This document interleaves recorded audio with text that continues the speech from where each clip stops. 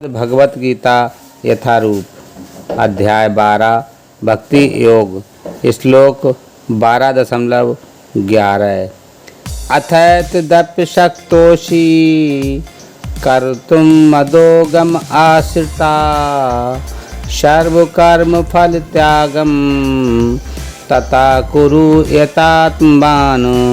भावार्थ, किंतु यदि तुम मेरे इस भावना अमृत में कर्म करने में असमर्थ हो तो तुम अपने कर्म के समस्त फलों को त्याग कर कर्म करने का तथा आत्म स्थित होने का प्रयत्न करो। तात्पर्य, हो सकता है कि कोई व्यक्ति सामाजिक, पारिवारिक या धार्मिक कारणों से या किसी अन्य अवरोधों के कारण कृष्ण भावना अमृत के कार्यकलापों के प्रति सहानुभूति तक दिखा पाने में अक्षम रहे। यदि वह अपने को प्रत्यक्ष रूप से इन कार्यकलापों के प्रति जोड़ ले तो हो सकता है कि पारिवारिक सदस्य विरोध करें या अन्य कठिनाइयाँ उठ खड़ी हों।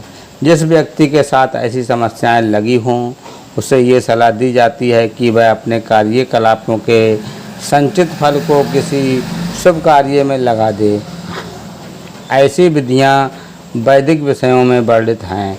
ऐसे अनेक यज्ञों तथा पूर्ण कार्यों अथवा विशेष कार्यों के वर्णन हुए हैं जिनमें अपने पिछले कार्यों के फलों को प्रयुक्त किया जा सकता है।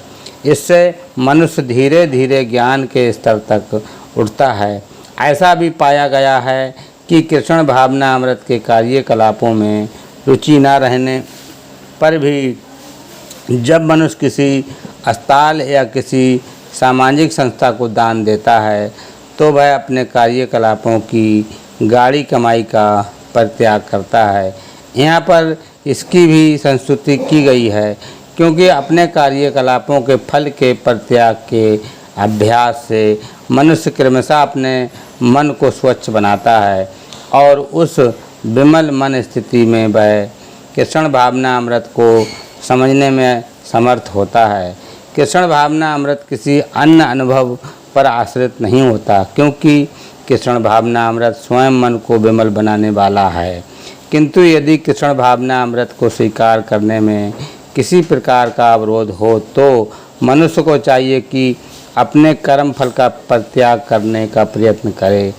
ऐसी दशा में समाज सेवा, समुदाय सेवा, राष्ट्रीय सेवा, देश के लिए उत्सर्ग आदि कार्य स्वीकार किए जा सकते हैं जिससे एक दिन मनुष्य भगवान की शुद्ध भक्ति को प्राप्त हो सके। भगवत गीता में ही 18.46 कहा गया है, यथा प्रवृत्ति भूरता नाम, यदि कोई परम कारण के लिए उत्सर्ग करना चाहे तो भले ही वह ये न जाने कि वह परम कारण कृष्ण है, फिर भी वह क्रमशः यज्ञ विधि से समझ जाएगा कि वह परम कारण कृष्ण ही है।